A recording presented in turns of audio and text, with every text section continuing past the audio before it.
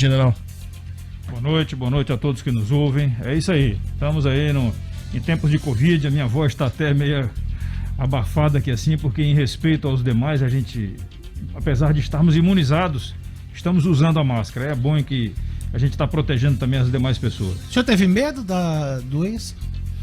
Olha, rapaz, o medo é da natureza humana, né? Então eu, com certeza absoluta, eu tive receio sim, eu tive medo quando soube que estava com Covid, mas os sintomas que me acometeram foram muito leves, muito Não teve suaves. falta de ar, nada? Nada. Eu tive uma febre que causou uma pequena taquicardia em função da cirurgia que eu tinha feito no coração, mas somente isso. Mas o senhor chegou a ser internado? Eu fui internado porque o médico achou, em função da febre que eu tive, ela poderia trazer alguma complicação para o coração e acabou trazendo. A taquicardia foi decorrente dessa na alta da temperatura, tá certo? Mas eu tô com amigos agora aí que estão se tratando com hidroxicloroquina já antes mesmo de começar a ter o agravamento do quadro e tem resultado de sucesso, né? Vocês estão vendo aí o quadro de recuperados no Brasil que está sendo mostrado diariamente, está próximo de 50% já, tendo mais uns 40% aí de pessoas que estão em recuperação. O senhor está de máscara, já teve a doença, e o nosso presidente, por exemplo, quando fez uma aparição pública sem máscara, e no meio da população, como é que o senhor avalia o comportamento do presidente? Olha, cada um tem a decisão, né, o livre-arbítrio de fazer o que quiser. Eu faço isso daqui em respeito aos demais. Eu chego em casa, por exemplo, eu tiro a máscara e levo para lavar, tá certo? Tiro a roupa, não entro nem com os sapatos já ficam do lado na entrada, bem no canto assim. Passo o sapato, já o solado do sapato, num pano com água sanitária, com uma solução de 9:1. E eu acho que é respeito aos demais, é isso daí. E toda hora com álcool gel aqui fazendo a limpeza. Já viu o Dinarte ali na entrada, a gente estava fazendo a limpeza geral ali. Deputado. Como é que o senhor acompanha aí a saída do agora ex-ministro Sérgio Moro? O senhor que é muito próximo ao presidente, como é que está acompanhando esses desdobramentos? Deixa eu só primeiro começar, Dinarte, aqui com ele, aproveitar ele aqui, né, para perguntar, deputado, como é que o senhor viu a suspensão da nomeação do diretor da Polícia Federal e logo depois essa suspensão também do reitor do IFRN? Como é que você está vendo tudo isso? Eu tenho observado o seguinte, apesar de todas as contradições que possam estar acontecendo em relação a decisões do judiciário, você vê que o ministro Marco Aurélio hoje, se contradizendo, resolve pedir ao Pleno do Supremo, né, por meio de um requerimento ao presidente, para que, se alguma decisão vier do Supremo em relação a um ato presidencial, que seja feito pelo plenário e não por apenas um ministro. Isso é sintomático, né? Isso é um problema de respeito à Constituição, tá certo?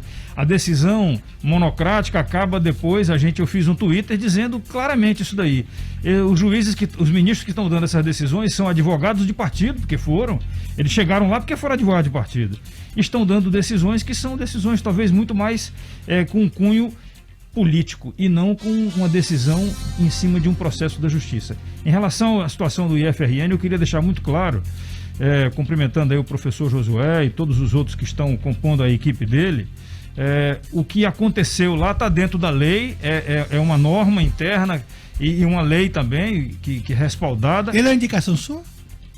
Ele não é indicação minha. Eu fui consultado que professores poderiam compor um quadro que não tivessem feito parte do processo eleitoral. Como essa consulta, o ministro ligou para o senhor, general? A assessoria da Secretaria de Ensino Técnico, né, Superior fez o contato comigo, deve ter feito com outros parlamentares aí, não sei, e eu procurei buscar as pessoas que eu sabia que preencheriam esses pré-requisitos. Então, o que aconteceu no IFRN, o que acontece na Universidade Federal também, universidades federais do Brasil todo, não é um processo eleitoral. Isso aqui é importante a gente dizer.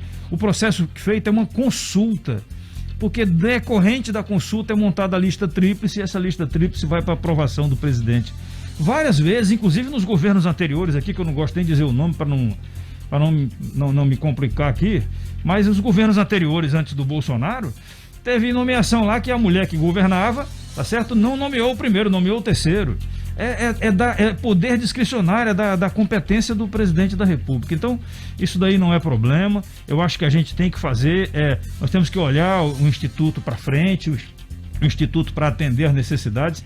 O pessoal da fruticultura me falou agora recentemente que consultaram e pediram ao Instituto Federal, aqui do Rio Grande do Norte, que tivesse mais cursos voltados para a produção de frutas, para o beneficiamento, para a área de busca de tecnologia nessa situação aí, porque antes estavam com muitos cursos na área de humanas e enfim, e esses trabalhos que são feitos, esses estudos que são feitos para a área técnica, eles são importantes para a formação de mão de obra aqui assim. Como é que o senhor vê a interferência política partidária que acometeu tanto o IFRN e o UFRN nesses últimos anos de governo petista?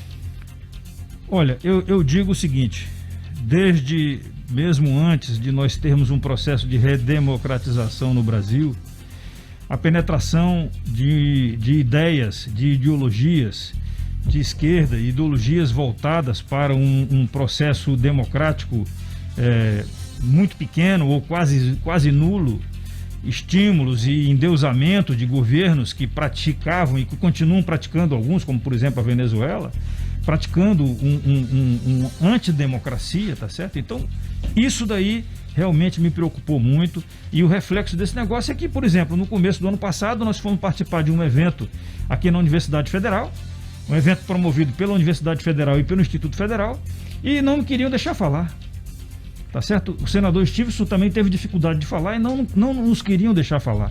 Então, realmente, e o que me preocupa mais ainda é que o universo de pessoas que participam desses dois ambientes acadêmicos, né, são pessoas que estão em processo de formação, na busca da sua verdade, na busca de um conhecimento.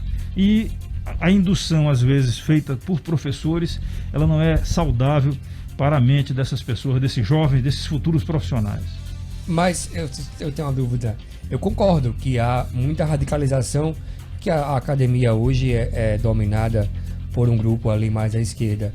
A pergunta que eu faço é que se a proposta é trocar, se sair de uma radicalização da esquerda para a direita, porque se for trocar vai ser um pelo outro, vai ser Dinarte, você é joia, muito obrigado. Veja bem, na formação do ser humano, ele deve procurar ter a formação do caráter, a formação do conhecimento, a formação moral. A busca do conhecimento, que é o que é oferecido para as escolas, pelos institutos federais, pelas universidades federais, instituições de ensino de uma maneira geral, elas buscam passar para a pessoa o conhecimento. Sim. Quando você aprende uma profissão, você recebe aquela gama de informações dos professores, você faz buscas, você faz pesquisas e, ao final de tudo, você faz um trabalho, né? Um trabalho de conclusão de curso. Sim. Você defende a sua tese. A partir daquele momento ali, você começa a buscar o seu caminho, a sua verdade naquela profissão. Então, eu acredito que não é nem de um lado nem do outro. Você deve estimular o aluno. A primeira coisa que o professor deve dizer na sala de aula é exatamente isso. Eu participei de muitas aulas, eu fui instrutor durante muito tempo também nas escolas militares. A gente dizia assim: companheiro, procure a sua verdade em relação ao conhecimento da profissão que você está fazendo. É isso que eu posso lhe responder em relação à sua pergunta. Eu acho que eu não respondi a sua na parte da interferência da Polícia Federal. O que é que acontece, né? A Polícia Federal faz parte dos cargos de competência exclusiva do presidente da República. Então, compete a ele nomear, assim como ele nomeou o presidente o superintendente da ABIN, e, enfim, e outros ministros. Isso daí com certeza absoluta, a interferência do Supremo na nomeação do diretor-geral da Polícia Federal, ela trouxe sim vamos dizer assim, uma ofensa a um princípio constitucional. Isso precisa ser evitado. O presidente Jair Bolsonaro, nesse final de semana, ele evocou o apoio das Forças Armadas. Isso não soou ou não soa como um tipo de ameaça? Olha, o que eu posso dizer é o seguinte... Que inclusive até o porta-voz das Forças Armadas, um general, não lembro, disse que causou... o tom de Bolsonaro causou um certo constrangimento dentro das Forças Armadas. Qual é a sua opinião a respeito? Olha, a minha opinião, ela vai se manter a mesma desde os tempos de governos anteriores aí. As Forças Armadas são forças de Estado, não são forças de governo. diferentemente, infelizmente, das forças policiais que pela própria Constituição Federal, elas estão como forças de governo. Os governadores se apropriaram das polícias militares e polícias civis e definem muito bem. A gente sabe muito bem, recentemente, aqui no Rio Grande do Norte, um governador chegou e disse assim, não faz porque é gente minha. Essa é a verdade que tem. Então, nós precisamos ter essa garantia. As Forças Armadas são forças de Estado e não forças de governo. O que o presidente Bolsonaro deve ter desabafado naquele momento é que foi uma gama, uma sequência muito forte de interferências na sua capacidade de governar, que ele deve ter desabafado, e tendo dito que se ele estava com a Constituição, na hora que ele não aguentasse mais, ele iria dizer, olha, eu não estou aguentando mais a pressão de interferência. O que é que ele iria fazer quando ele não aguenta mais? Não sei te dizer, cara. Tem que perguntar para ele. General Girão, uma pergunta. O senhor está lá em Brasília. Perguntar para ele. O senhor está lá em Brasília, presente, enfim, é deputado. Como é que o senhor viu essa aproximação do presidente Jair Bolsonaro do chamado Centrão? E é verdade, tem algum fundamento que o Rodrigo Maia está isolado? Olha, começando de trás para frente. Com certeza o Rodrigo Maia não participou dessa negociação. Sim, claro. Desse acordo que está sendo feito com políticos do Centrão. E esse acordo está sendo engendrado mesmo, né? Está sendo, sim, e quero lhe confessar aqui em público, não preciso esconder isso daí, nos causa preocupação que alguns políticos do Centrão respondam a processos, por exemplo, na Lava Jato, enfim, e outras coisas mais. O que eu posso responder em relação a isso? A governabilidade, depois que a gente chega em Brasília, que começa a conviver com isso daí, e vocês aqui com certeza analisam isso daí no dia a dia, a governabilidade para ser alcançada, o presidente precisa, em função das medidas provisórias, dos projetos de emenda constitucional, projetos de lei, ele precisa ter o apoio da Câmara dos Deputados e do Senado. O Congresso precisa apoiar o presidente para que essas propostas sejam transformadas em lei. Se ele não tiver o apoio da maioria dos deputados, ele não consegue aprovar. A gente teve uma proposta excepcional no começo aí do ano, que foi a utilização dos recursos do Fundo Eleitoral Especial, os 2 bilhões, né, para enfrentamento do Covid-19. O presidente da Câmara dos Deputados nem colocou em pauta. Isso daí foi uma agonia tão grande nossa que eu tive vontade de dar um murro na mesa, e acampar na Câmara dos Deputados, deputado, ali. Veja bem, não é contraditório o presidente fazer uma coisa que é legítima, conversar com o parlamento, fazer o presidencialismo de coalizão, por um lado, e por outro ir a protestos contra o Congresso? Eu vou terminar só. E aí tem os ouvintes aqui perguntando o seguinte, que uma das coisas que Bolsonaro mais pregou durante a campanha era que não se envolveria com a chamada velha política. O Centrão não é a velha política, não? O Centrão é a velha política, e o que a gente precisa é melhorar a matéria-prima da escolha dos políticos que nos representam em Brasília, tá certo?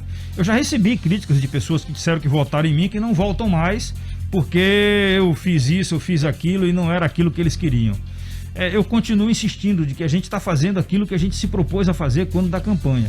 Então, o que precisa haver no Brasil é uma melhoria da qualidade dos políticos no Congresso Nacional.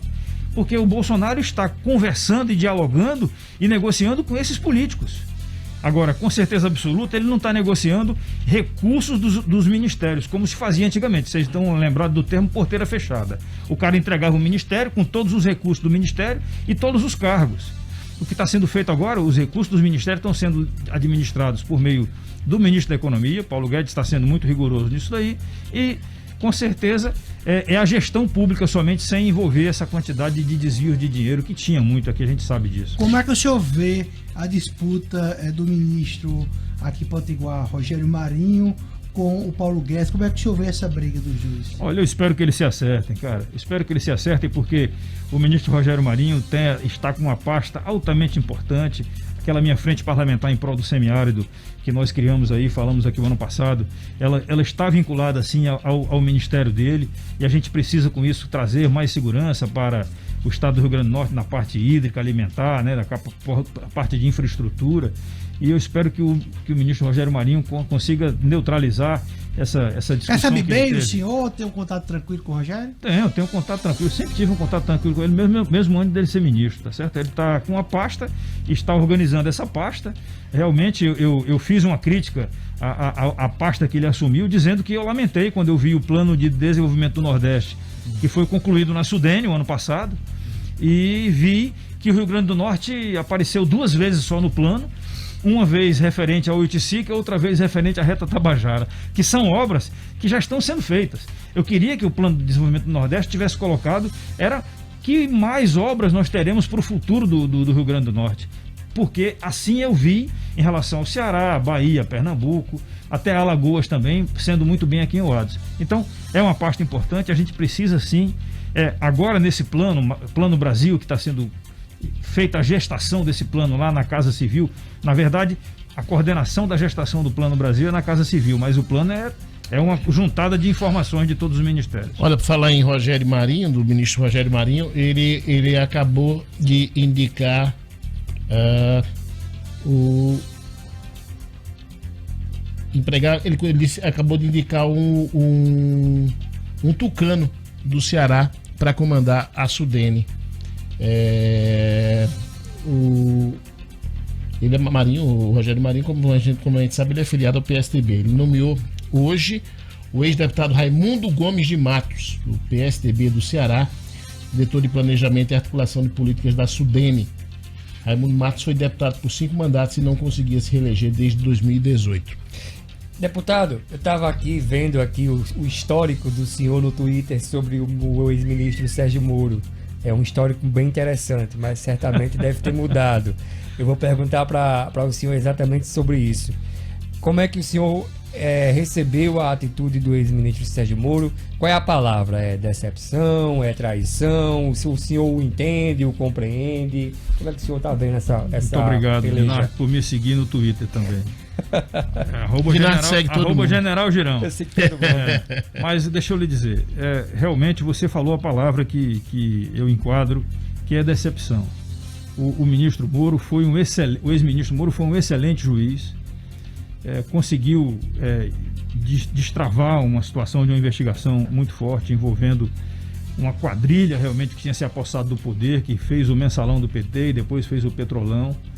E infelizmente, como ministro, nós fomos ao ministro Moro, então ministro Moro, pedir para ele algumas ações na parte de investigação da Polícia Federal, e eu lamentei muito quando eu soube da teimosia dele de insistir na decisão do antigo diretor-geral da Polícia Federal, o Dr. Valeixo, de que o tal do Adélio Bispo tinha agido solitário, que era um lobo solitário.